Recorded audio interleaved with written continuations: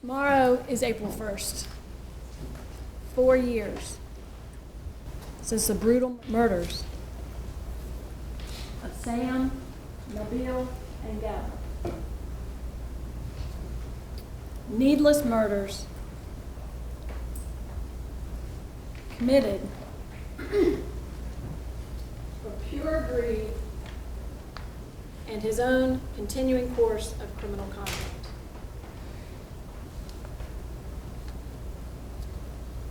Murders which left 9 children without a parent, that left 2 children without any parents. I will speak to you, Mr. Everett will speak to you, and we will be the last people to speak to you and who speak for Sam, Nabil, Gabber, Quan, and Jasmine. The defendant is likely going to argue to you, and there will be mitigating circumstances about this, that he was impaired by a mental illness at the time of the offense. Why is that not true, ladies and gentlemen? I would submit to you because he is a master manipulator. He can control his behavior when it benefits himself. Remember what he did when the sheriff's office came to arrest him. Lays this down and says, I've got a gun, I don't want to get shot, I put the gun down. Can behave himself when it benefits him. The defendant's life circumstances do not outweigh the lives he took and the ongoing damage to the living victims and the children left without their mothers and fathers. None of us have perfect lives.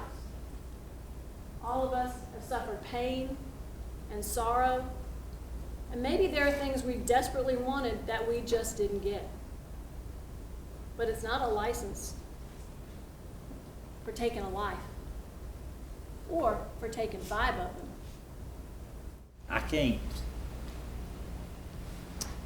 do anything to bring any of these people back. I can't do anything to lessen the pain of their families. It can't be done. That's not what this is about. This isn't about making someone whole or fixing something. We can't fix this. It can't be fixed. This is about justice. Pure and simple. That's what it's about. Who, under our law, deserves the death penalty? And all I can do is to try to somehow say something to you so you understand that that's what justice is in this case. Because I am asking you to sentence this guy to death. And I don't take that lightly. There was no reason at all to shoot them. They're on the floor with their hands over their heads, looking down, cooperating in every way. In every way.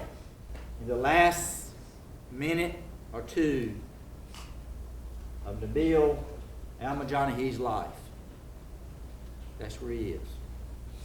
Right here. You see him? You see what he's doing? He's looking. If that, I told you earlier, if that doesn't burn a hole in your conscience, if somewhere in some deep, deep, dark place in your mind that doesn't stay, then there's something wrong with you. He is watching his nephew being executed. Don't let the memories of this case be the evil that Antwan Anthony did. Cause people who remember this case to remember that on this day, this jury did justice. And justice in this case is the death penalty. Thank you. Ladies and gentlemen, we've been here since February the 8th. I agree with Mr. Everett. This is not an easy process. It is very difficult. It's very taxing on your mind and on your soul. It's taxing on us. It's taxing for the victim's family. It's taxing for Antwan Anthony. I've spent the last 4 years getting to know Antwan Anthony. Antwan Anthony is a severely mentally ill man. It's evidenced by the amount of times that he spent in psychiatric hospitals from the age of 10 until the age of 19. 10. 2 of them were for at least a year. 900 days of his life was spent in psychiatric hospitals from the age of 10 to 19. Very shortly after he got out of the last one, he went to prison. Within probably a year and a half, he was in the Department of Corrections in the state of Connecticut, where he spent the next 10 years.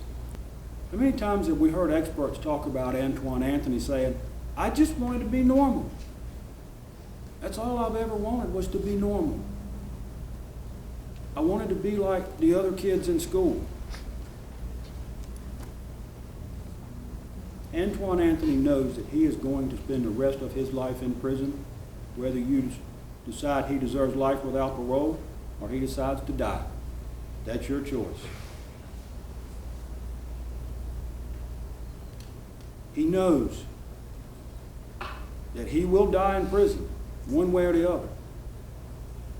The question is, do we kill the mentally ill? I suggest that we should not in this civilized society. The time for me standing up here and giving you any excuses for what this man did out there at the Hustle Mart is over with. And I'd be a fool to stand up here and try to say, oh, will you please excuse him? This is an excuse, this is good. That's not what I'm doing here. What I'm doing is trying to give you a complete picture of the man the state of North Carolina is asking you to execute. Now, the man that you saw on that video, and the man that you saw on the video attacking the guard, and the man that you see on those judgments, that's a huge part of him. But there's other things. There's other things. What made him violent? What made him have these rages? What made him? What Mr. Lane talked about, he was made that way. He was born that way. He was born with some problems in his brain.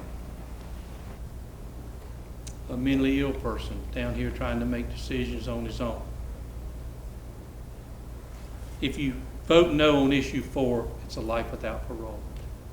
I think that's where you might end up settling on this thing. I really do. I really do. When you start looking at this thing, I think you're going to say, you know, those issues are going to gnaw on me for the rest of my life. Therefore, I just can't say that the state has proven beyond a reasonable doubt that it's appropriate in this case. Even though it's justified, it's just not appropriate with those issues that come in. If you can't agree on that issue, tell the judge. Now, you're going to be retiring soon, and I kind of hate to sit down. I've had Antwan Anthony for 4 years. He's mentally ill. He's got some severe problems. When I sit down, this is my last chance of trying to protect him, trying to help him. And I think he needs protecting, and I think he needs help. And I think with the new programs that you heard about, North Carolina Department of Corrections is instituting, building new buildings, coming up with new mental health things. It's built almost exactly for him and the other Antwan Anthonys. Let's don't deny him at least some type of mental health in those buildings and those programs. That's all I'm asking for you. I'm not asking you to turn him loose back into society. I'm not asking for any other favors other than sentence him to life in prison without parole so he can get some of those mental health problems solved. And maybe he wants somebody in the prison system says, you know what? That jury marked that he was seriously mentally ill. So now we finally got somebody in a court system saying that. Maybe they'll treat him for his mental illness, which is what he's been needing for a long, long time.